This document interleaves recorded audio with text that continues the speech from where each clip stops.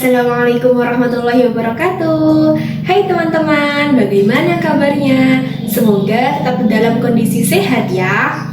Baiklah teman-teman, pada hari ini kita akan belajar. Tapi sebelum belajar, jangan lupa siapkan dulu alat-alat tulisnya untuk mencatat hasil belajar kita pada hari ini.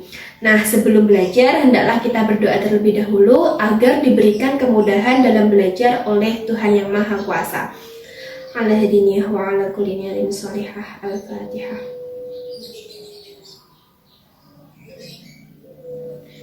Amin. Semoga dengan doa tadi kita dapat dengan lancar menyerap ilmu di hari ini. Oke teman-teman?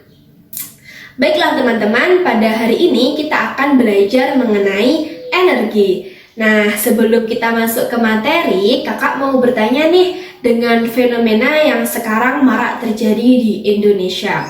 Pasti teman-teman sudah tahu kan, sekarang sudah mulai banyak masyarakat yang tertarik menggunakan motor listrik. Nah, ini kenapa ya kira-kira masyarakat mulai berbondong-bondong yang awalnya menggunakan kendaraan BBM yang berbahan bensin, pertalite atau pertamax. Nah, sekarang masyarakat sudah mulai tertarik menggunakan motor listrik. Bahkan pemerintah kita sangat mendukung program tersebut dengan memberikan anggaran total itu sebesar 1,75 triliun yang akan diberikan kepada masyarakat. Per orangnya itu akan mendapatkan 7 juta apabila mereka mau membeli motor listrik. Nah, fenomena ini ada kaitannya dengan energi loh teman-teman. Oleh karena itu, tetap simak video ini sampai habis ya. Baiklah teman-teman, langsung kita masuk ke materi yang pertama, yaitu mengenai pengertian energi. Nah, manusia membutuhkan energi untuk bekerja, untuk bergerak, untuk bernafas. Bahkan saat kita belajar sekarang ini kita juga membutuhkan energi loh. Nah, selain manusia, ternyata beberapa benda seperti mobil, motor, pesawat, kereta api itu juga membutuhkan energi untuk menjalankan kerjanya atau untuk mengantarkan manusia menuju suatu tempat. Nah, kita dapat lihat kan kalau mobil itu dapat bergerak apabila ada solar ataupun bensinnya. Begitu juga dengan pesawat dan kereta api, itu dapat bergerak jika ada bahan bakarnya berupa batu bara. Nah, energi ini ada di mana-mana. Bahkan tumbuhan dan hewan itu juga membutuhkan energi untuk tumbuh dan berkembang. Dengan demikian, untuk melakukan suatu usaha pasti dibutuhkan energi. Lalu, apa sih pengertian energi itu sendiri? Nah, energi adalah kemampuan untuk melakukan usaha ataupun kerja atau melakukan suatu perubahan. Nah, energi ini banyak sekali macamnya. Macam-macam energi itu diantaranya ada energi potensial, ada energi listrik, ada energi kimia, ada energi angin, dan masih banyak lagi. Nah, untuk lebih detailnya, simak video berikutnya.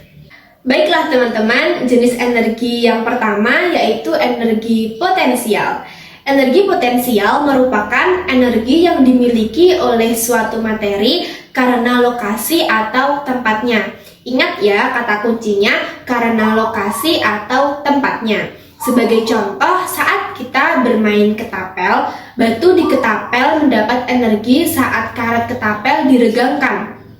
Nah, energi potensial itulah yang mendorong batu terlempar dari ketapel.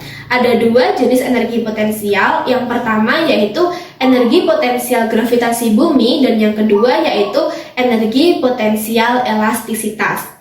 Untuk energi potensial gravitasi bumi yaitu energi yang dimiliki suatu benda karena terletak di atas permukaan bumi. Maka semakin tinggi letak suatu benda di atas permukaan bumi, makin besar pula energi potensial gravitasinya.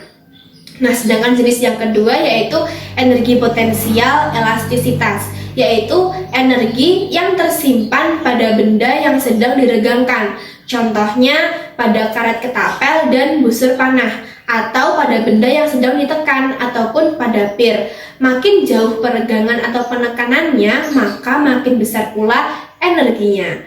Mudah bukan? Nah, untuk jenis energi yang kedua yaitu energi kinetik.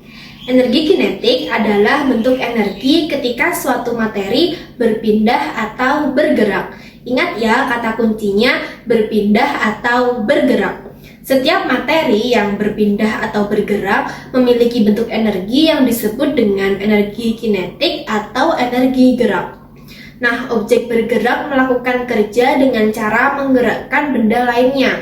Contohnya seperti pemain biliar menggerakkan tongkat biliar untuk mendorong bola. Selanjutnya, bola yang didorong tadi akan bergerak dan menggerakkan bola-bola yang lainnya. Nah, inilah kenapa suatu benda yang memiliki energi kinetik pasti menggerakkan benda yang lainnya.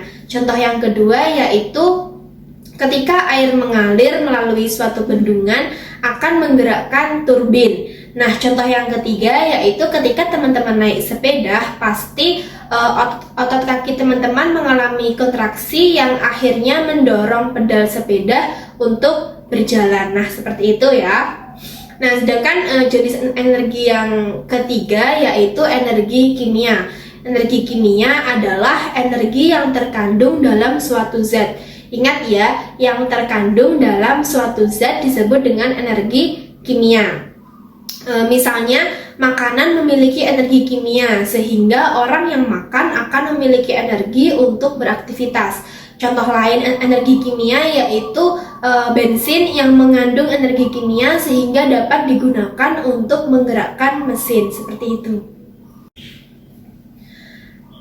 Nah, jenis energi yang keempat ini adalah energi listrik. Tentu saja listrik ini sudah familiar bagi teman-teman. Akan tetapi, apa sih energi listrik itu? Nah, energi listrik adalah energi yang memiliki muatan listrik atau arus listrik. Energi ini paling banyak digunakan karena mudah diubah menjadi energi yang lainnya, seperti itu.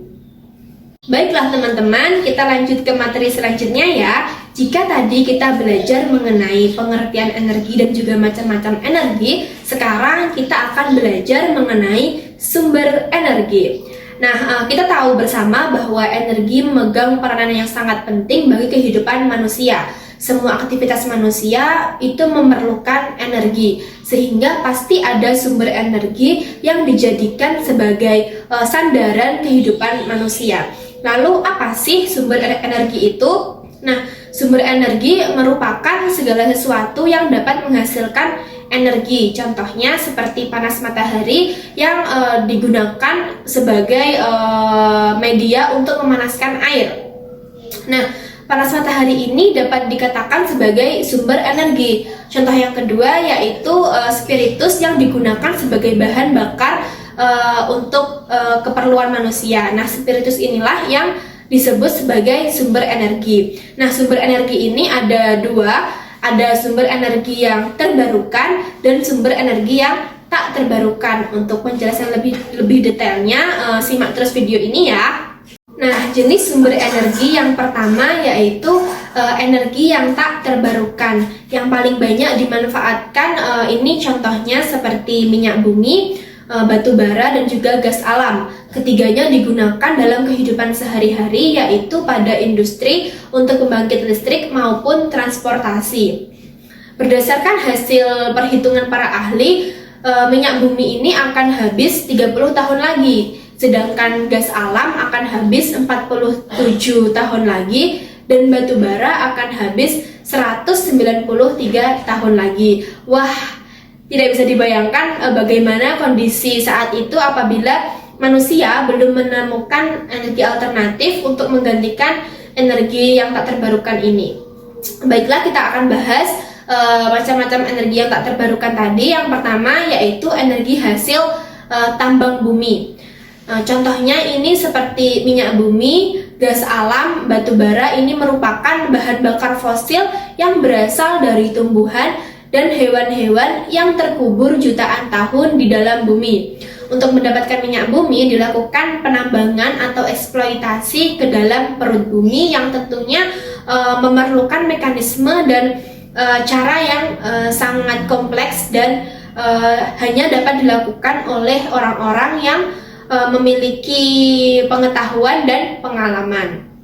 Nah, Untuk energi selanjutnya yaitu, nah, jenis energi yang tak terbarukan yang kedua yaitu energi nuklir.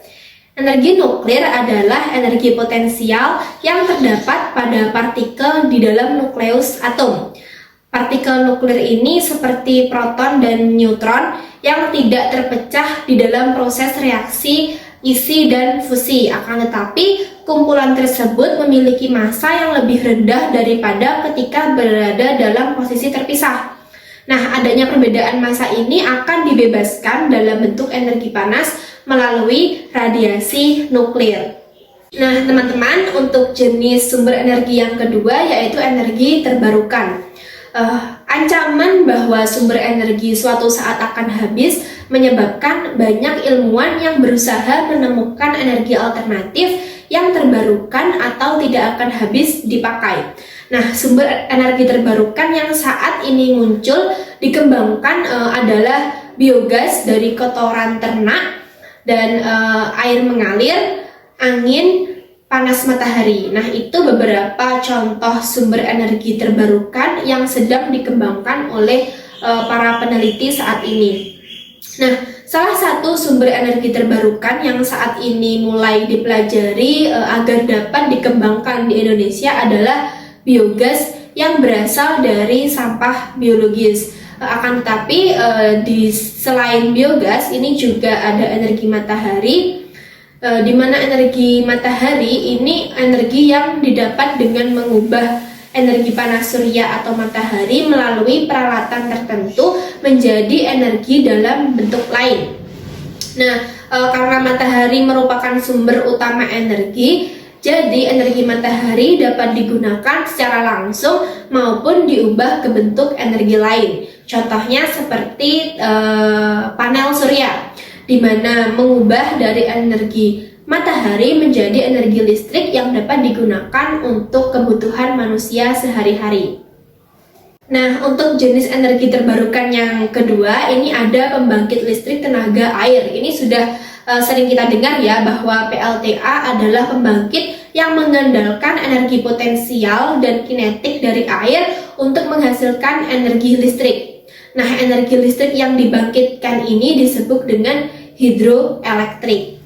Untuk komponen pembangkit listrik tenaga air ini diantaranya ada generator yang dihubungkan ke turbin yang digerakkan oleh energi kinetik dari air. Namun secara luas pembangkit listrik tenaga air ini tidak hanya terbatas pada air dari sebuah waduk atau air terjun, melainkan juga pembangkit listrik yang menggunakan tenaga air dalam bentuk lain seperti tenaga ombak di laut.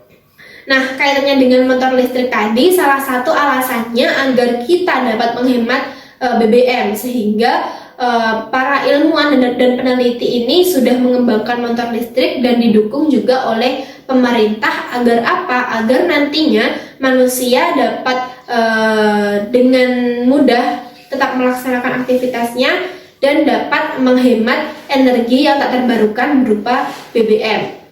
Di mana BBM ini tergolong energi yang tidak dapat diperbarui, sehingga apabila habis manusia akan terkendala mobilitasnya. Oleh karena itu, sekarang dikembangkan dan dipromosikan motor listrik agar tidak menggunakan BBM lagi, seperti itu. Jenis energi terbarukan yang ketiga ini ada energi angin. Energi angin ini memanfaatkan tenaga angin dengan menggunakan kincir angin untuk diubah menjadi energi listrik atau bentuk energi lainnya. Umumnya digunakan dalam ladang angin dalam skala besar untuk menyediakan listrik di lokasi yang terisolasi. Nah, energi terbarukan yang terakhir yang akan kita bahas yaitu energi tidal. Energi tidal merupakan energi yang memanfaatkan pasang surutnya air yang sering disebut juga sebagai energi pasang surut.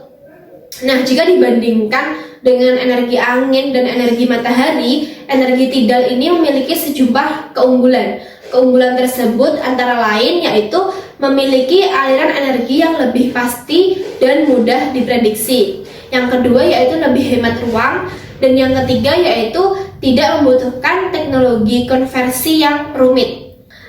Pasti jika memiliki keunggulan juga akan memiliki kelemahan. Nah, Kelemahan dari energi tidal ini adalah membutuhkan alat konversi yang andal yang mampu bertahan dengan kondisi lingkungan laut yang keras karena tingginya tingkat korosi dan kuatnya air laut. Baiklah teman-teman, mungkin hanya itu yang dapat kakak jelaskan terkait energi dalam sistem kehidupan. Untuk selanjutnya terkait dengan makanan sebagai sumber energi, transformasi energi dalam sel, metabolisme sel, dan juga sistem pencernaan, bisa kalian baca materinya di aplikasi, dan kalian juga dapat melakukan simulasi di aplikasi sesuai dengan yang sudah diberikan di halaman. Baiklah, mungkin hanya itu. Ada kurang lebihnya mohon maaf. Semoga yang disampaikan bermanfaat. Akhiran, wassalamualaikum warahmatullahi wabarakatuh.